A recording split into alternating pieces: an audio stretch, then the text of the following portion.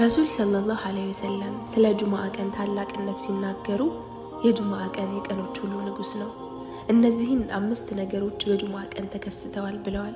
አንደኛ አላህ አደም አለይሂ ሰላምን የፈጠረው በጁምዓ ቀን ነው።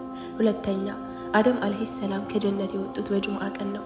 ሶስተኛ አደም አለይሂ ሰላም የሞቱት በጁምዓ ቀን ነው። አራተኛ ቂያማ የምትቆመው በጁምዓ ቀን ነው። አምስተኛ ለጁምዓ ቀን የሆነች ሰዓት አለች። አላህ የአንድን ባሪያ የጠየቀውን ነገር ይሰጠዋል። ይህችን ሰዓት ካገኛት ሐራም ነገር አላህን እስካልጠየቀ ድረስ አላህ ዱዓውን ይቀበለዋል።